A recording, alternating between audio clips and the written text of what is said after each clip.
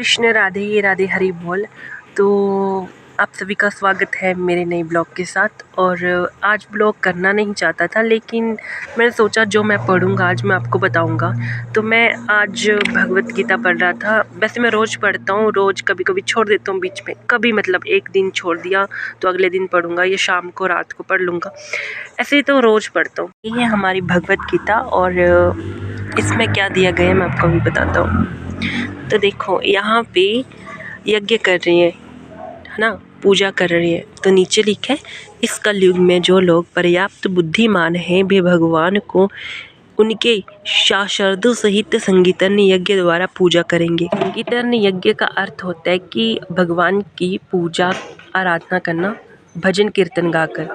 तो भजन कीर्तन गाकर भगवान की पूजा आराधना करना उसे संकीर्तन यज्ञ कहते हैं। पहले के युगों में जो यज्ञ किए जाते थे भगवान को प्रसन्न करने के लिए, और जब भगवान उनसे प्रसन्न होते थे तो उन्हें वरदान देते थे। लेकिन आज के युग में वो यज्ञ संपन्न कर पाना बहुत ही मुश्किल है, क्योंकि आजकल के लोगों के दिलों में झूठ कपट सब कुछ है। तो वो यज्ञ कर पाना बहुत ही मुश्किल, और भगवान को प्रसन्न कर पाना बहुत ही मुश्किल है। पहले के युगों में ये संभव था, लेकिन आज के युगों में नहीं है। तो चैतन्य महाप्रभु ने हमें क्या सिखाया था कि संकीर्तन यज्ञ द्वारा हम भगवान की अगर पूजा करेंगे तो उस यज्ञ से भगवान प्रसन्न होकर हमें फल देंगे ज़रूर।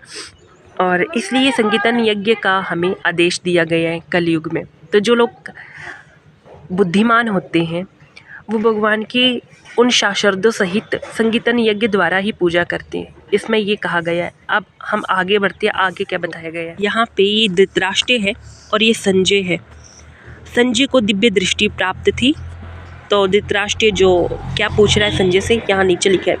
धृतराष्ट्र ने कहा, हे संजय, धर्मभूमि कुरुक्षेत्र में युद्ध की इच्छा से एकत्र हुए मेरे तथा पांडुपुत्रों ने क्या किया।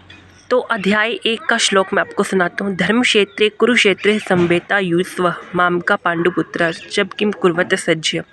तो संजय जो है वो दिव्य दृष्टि उन्हें प्राप्त थी। तो धृतराष्ट्र जो संजय से पूछते हैं कि हे संजय, धर्म क्षेत्र में कुरुक्षेत्र में युद्ध की इच्छा से एकत्र हुए मेरे तथा पांडुपुत्रों ने क्या किया। धृतराष्ट्र था ना, वो आंखों से अंधा था, इसलिए वो संजय से पूछ रहा था कि युद्ध भूमि में क्या हो रहा है। तो धृतराष्ट्र जो भले ही आंखों से अंधा था, लेकिन उसकी बुद्धि और उसका मन जानता था कि वो क्या गलत कर रहा है, उसके पुत्र क्या गलत कर रहे हैं। फिर भी वो गलत का साथ दे रहा था और उसके दिल में भय था। तो भय के कारण वो संजय से पूछ रहा था कि धर्म क्षेत्र कुरुक्षेत्र में युद्ध की इच्छा से एकत्र हुए मेरे तथा पांडुपुत्रों ने क्या किया, या उनके बीच क्या हो रहा है। हम आगे बढ़ते कि आगे क्या दिया गया है। ये कंगाल है, फिर यहाँ पे एक नवजात शिशु है, फिर यहाँ से ये वृद्धावस्था तक जा रहा है, मतलब बाल अवस्था से वृद्धावस्था तक जा रहा है। तो यहाँ पे क्या नीचे लिखा गया है, जिस प्रकार मनुष्य पुराने वस्त्र को त्याग कर नए वस्त्र धारण करता है, उसी प्रकार आत्मा पुराने तथा व्यर्थ के शरीरों को त्याग कर नया भौतिक शरीर धारण करता है। मैं क्या बताया गया है, साफ शब्दों में मैं आपको बताता हूँ कि जो आत्मा होती है ना, वो अजन्मा होती है, उसका जन्म नहीं होता, ना ही उसकी मृत्यु होती है। वो पुरातन है, पुरानी है, वो चली आती है, वो कभी मरती नहीं है। पर लेकिन हमारे शरीर जो है ना, वो जन्म लेते हैं। जैसे वो आज इंसान है, कल जानवर बन जाएंगे, तो वही आत्मा वही रहेगी, लेकिन हमारे जो शरीर है वो नहीं होंगे। तो हम बढ़ते हैं आगे कि आगे क्या दिया गया है। यहाँ पे हमारे कृष्ण जी हैं, यहाँ पे हमारी 3 देवियाँ हैं, और 3 देवियाँ इन 2 इंसानों को, मतलब इन 2 इंसानों से कार्य करवा रही हैं। अब संसार के सारे भौतिक कार्यला प्रकृति के 3 गुणों के अधीन संपन्न होते हैं। यद्यपि प्रकृति के 3 गुण परमेश्वर कृष्ण से भी अद्भुत हैं। ये जो प्रकृति के 3 गुणों वाली देवी है ना, ये कृष्ण से भी अद्भुत है, लेकिन कृष्ण भगवान इनके ऊपर ही रहते हैं, कभी इनके अधीन नहीं होते। इसमें यही बताया गया, कृष्ण से अद्भुत हैं, फिर भी भगवान कृष्ण उनके अधीन नहीं होते। देखो, इसमें बताया गया कि प्रकृति के 3 गुणों से सारे कार्य संपन्न होते हैं। तो 3 गुण होते हैं, सतगुण, रजोगुण और तमोगुण। अब सतगुण के होते हैं सात्विक गुणों वाले, जो अच्छे कार्य करते हैं। राजसिक गुण वाले क्यों ना होते हैं, जो थोड़ा बुरा कार्य करते हैं। मतलब थोड़ा बुरा कार्य मैं ये कहूँ कि वो सबके सामने अच्छा बनते हैं और पीठ पीछे बुरा करते हैं वो। और एक होते हैं तमोगुण। तमोगुण वो सबसे नीच कार्य करते हैं, सबसे बुरे कार्य करते हैं, सबसे नीच कर्म करते हैं वो, तो वो तमोगुण वाले होते हैं। तो ये जो 3 गुण होते हैं ना, 3 गुणों से ही इस पृथ्वी के सारे कार्य होते हैं। हर इंसान सात्विक नहीं होगा, हर इंसान तामसिक नहीं होगा, हर इंसान राजसिक नहीं होगा। ये 3 गुणों वाले व्यक्ति होते हैं, ये आपस में ये सारे कार्य करते हैं। ये 3 जो गुण होते हैं ना, ये भगवान श्री कृष्ण से भी अद्भुत होते हैं, लेकिन भगवान कृष्ण से अद्भुत होने के बावजूद भी हमारे कृष्ण इनके अधीन नहीं होते और हम व्यक्ति इनके अधीन हो जाते हैं, इसमें ये बताया गया है। अब हम आगे बढ़ते हैं कि आगे के दिए गए हैं। इससे पहले मैं आपको ये बता देना चाहता हूँ कि मुझे पता है कि मैं ब्लॉग शूट कर रहा हूँ और मेरे ब्लॉग में कुछ ज़्यादा सब्सक्राइबर नहीं है, 51 है। अगर वो 51 के भी अगर मेरी वीडियो देख रहे होंगे या ब्लॉग देखते होंगे जो आज मैं डालूँगा, तो अगर इनका थोड़ा सा भला हो जाए मेरे इस तरह से उन्हें समझाने से या मेरी वीडियो देखने से थोड़ा सा भी, तो फिर मैं सफल हूँ, क्योंकि मुझे ज़्यादा लोगों की ज़रूरत नहीं है। मैं कुछ 2-3 लोगों को भी अगर समझा पाऊँ तो चलता है। तस्वीर के माध्यम से ही समझा दूँगा कि क्या बताया गया। देखो, विश्व रूप दर्शन कर स्तंभ हुए अर्जुन ने कहा, हे विश्वेश्वर, हे विश्वरूप, मैं आपके शरीर में अनेक हाथ, पेट, मुख तथा आंखें देख रहा हूँ, जो सर्वत्र फैले हुए हैं, जिनका अंत नहीं है। आप में न अंत दिखता है, न मध्य और न आदि।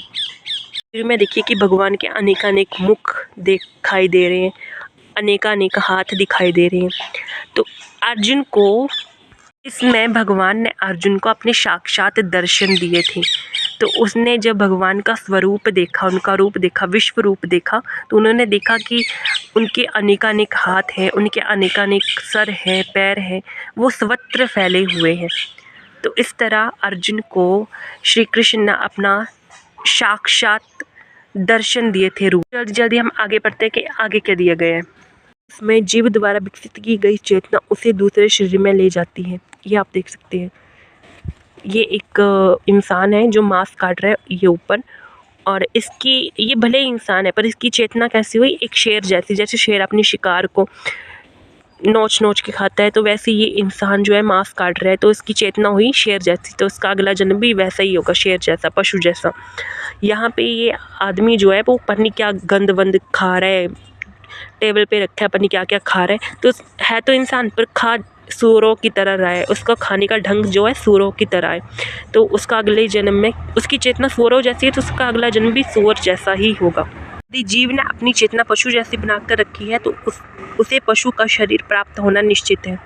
ये आप देख सकते हैं। में क्या बताया गया कि जो इंसान जैसी चेतना रखता है, एक इंसान होते हुए अगर उसकी चेतना पशु जैसी है, पशुओं की तरह वो खाना खा रहा है, पशुओं की तरह वो जानवरों को मार रहा है, तो उसकी चेतना पशु जैसी है, तो उसे पशु का शरीर प्राप्त होना निश्चित है। इसलिए कहते हैं कि मांस भक्षण नहीं करना चाहिए। ये हम इंसान है, हमारी काम क्या है, दूसरों की मदद करना, दूसरों को मारना नहीं है। हम मानवता खो रहे हैं अपनी, तो हमारी मतलब मानव होते हुए हम ऐसे कार्य करें जो पशुओं के हैं, तो हमारी चेतना पशु जैसी हुई, तो हमारा अगला जन्म भी पशु की भांति ही होगा, पशु जैसा ही होगा। अब हम आगे पढ़ते हैं कि आगे क्या दिया गया है। आगे क्या दिया गया है, यहाँ पे देखो, सदैव मेरा चिंतन करो, मेरे भक्त बनो, मेरी पूजा करो और मुझे नमस्कार करो। इस प्रकार तुम निश्चित रूप से मेरे पास आओगे। मैं तुम्हें वचन देता हूँ, क्योंकि तुम मेरे परम प्रिय मित्र हो। तो यहाँ पे हमारे कृष्ण जी कहते हैं कि मेरा सदैव चिंतन करो, मेरे भक्त बनो, मेरी पूजा करो।